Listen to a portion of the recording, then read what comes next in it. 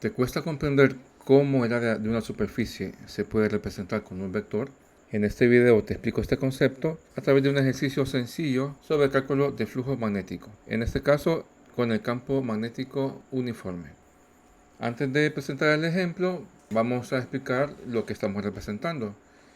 Del lado izquierdo se ve el perfil de una espira de alambre de forma circular, que es la misma que está del lado derecho. El área que delimita la espira está atravesada por un campo magnético hacia la izquierda. Y hay un vector A que es el que representa el área de la superficie que delimita esa espira. Ese vector A es perpendicular a la superficie que representa. En este caso, el vector lo hemos definido perpendicular dirigiéndose hacia la derecha y hacia abajo. Pero podría perfectamente ser perpendicular y dirigirse en el sentido contrario, hacia la izquierda y hacia arriba.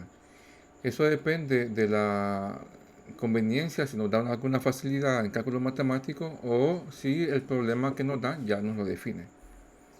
Por ejemplo, aquí podríamos haber definido el vector A en el sentido contrario para que fuera más alineado con el campo magnético que también va hacia la izquierda. El problema dice así. La siguiente figura muestra el perfil de una espira de forma circular de radio R igual 3 centímetros, que está inmersa en una región con campo magnético uniforme B. El vector área, representado por la letra A, es perpendicular al área de la espira, se ha definido en el sentido mostrado. O sea, aquí nos dan ya que el sentido mostrado es hacia abajo y a la derecha. Los vectores B, o sea, campo magnético y área, están contenidos en el mismo plano de la pantalla. O sea que los vectores no forman ningún ángulo respecto a la pantalla. Nos dicen que el ángulo del vector A respecto a la horizontal es θ igual a pi sextos, que en grados sería igual a 30 grados. Entonces nos preguntan, determine la fórmula que calcula el flujo magnético a través de la espira en función de B y de A, o sea, el campo magnético y del área. Y la otra pregunta es, si el campo magnético es de 17 teslas, calcula el flujo magnético a través de la espira. Y nos dan ahí una serie de opciones o selección múltiple para la primera pregunta, que sería la fórmula en función de B y de A. Eso es lo que vamos a encontrar. Entonces aquí vemos el concepto del vector área. El vector área, que representa la superficie determinada, es un vector perpendicular a la superficie y su magnitud es igual al área de la superficie. Por ejemplo, si tenemos un cuadrado de 1 centímetro por 1 centímetro, pues el área es de 1 centímetro cuadrado. La magnitud del vector A va a ser igual a 1 centímetro cuadrado. Y ese vector tiene 90 grados respecto a la superficie. Si tuviéramos otra superficie, o en este caso rectangular, de 2 centímetros por 1.5 centímetros, pues el área es la multiplicación. 2 por 1.5 son 3. Como el área de la superficie es 3 centímetros cuadrados, entonces la magnitud del vector A es de 3 centímetros cuadrados, siempre perpendicular. Entonces, veamos, este vector es el triple de largo que el primer vector, que era nada más de 1 centímetro cuadrado. Y entonces, si la superficie fuera un círculo, pues es lo mismo, nada más calculamos el área del círculo y esa va a ser la magnitud del vector área que va a representar esa área o esa superficie. Bueno, si el campo magnético es uniforme en toda la superficie, el flujo es igual al producto punto o producto escalar de los vectores B y A. Este es el caso específico en que el campo magnético es uniforme, o sea que mantiene la misma magnitud de campo magnético o de teslas en toda la región, y que el área pues también es un área plana, ¿verdad? No es una esfera, por ejemplo, o no es un paraboloide, ¿verdad? Es un área plana. En ese caso es que podemos decir que el flujo magnético es el producto punto de ambos vectores, campo magnético y A. Si el campo magnético no fuera uniforme, sino que fuera más intenso en alguna región del espacio que en otra, o si el área fuera una superficie curva o esférica, entonces ya habría que ocupar una integral del producto punto de B por un diferencial de área, que eso lo veremos en otro video. Esta es la forma vectorial del flujo magnético, el producto punto o producto escalar de ambos vectores. Pero la forma escalar sería la magnitud del campo magnético por la magnitud del vector área por el coseno del ángulo entre ambos vectores.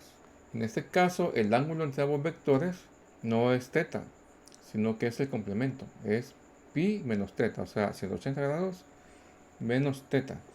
Porque es el ángulo entre el vector campo magnético que va hacia la izquierda y el vector área que va hacia la derecha y hacia abajo.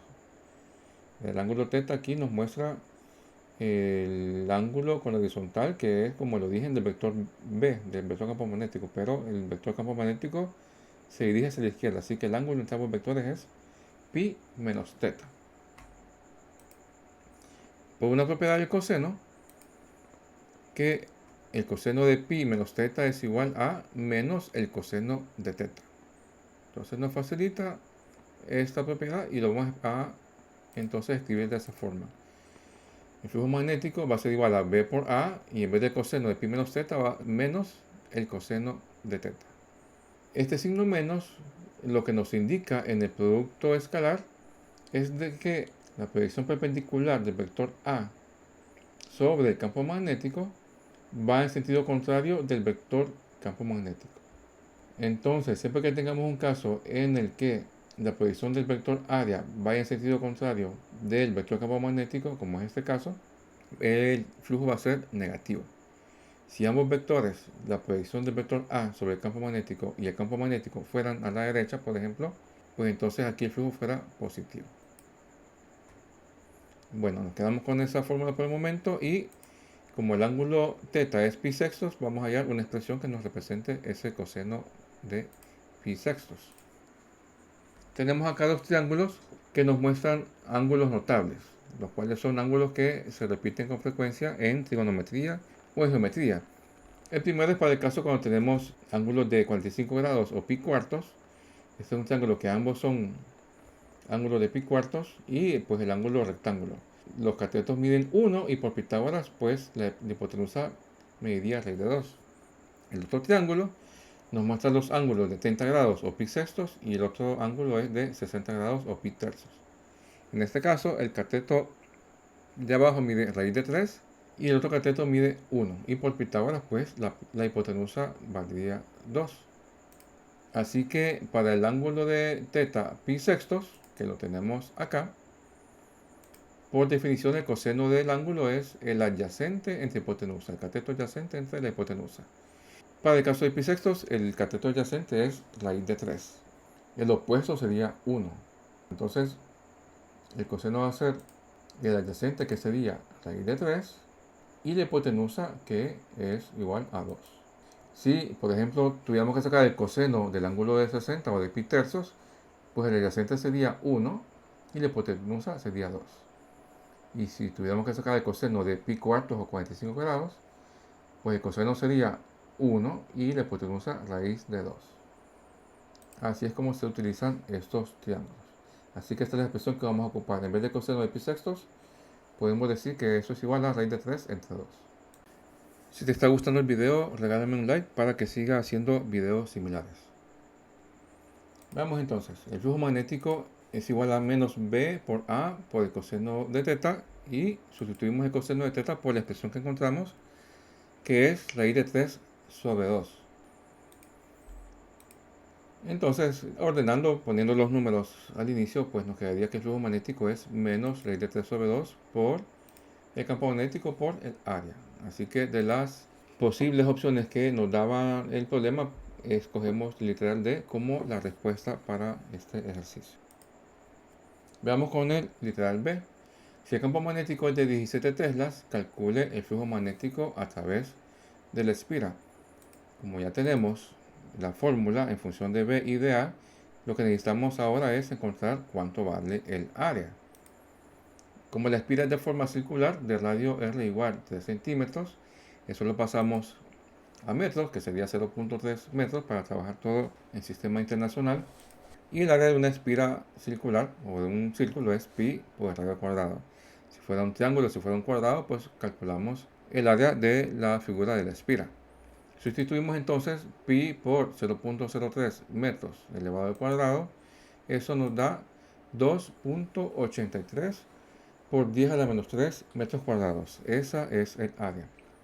Ya tenemos entonces todos los valores para sustituir en la fórmula del flujo. Nos quedaría menos raíz de 3 sobre 2 por 17 teslas por 2.83 por 10 a la menos 3 metros cuadrados. Y eso nos da menos 4.16 por 10 a la menos 2 Webers. La Webers es la unidad de medida de flujo magnético y un Weber es igual a un Tesla por metro cuadrado. Bueno, muchas gracias por llegar hasta el final del video. Escribe en los comentarios de qué otro tema quisieras que hiciera algún video. Regálame un like, suscríbete y hasta el próximo video.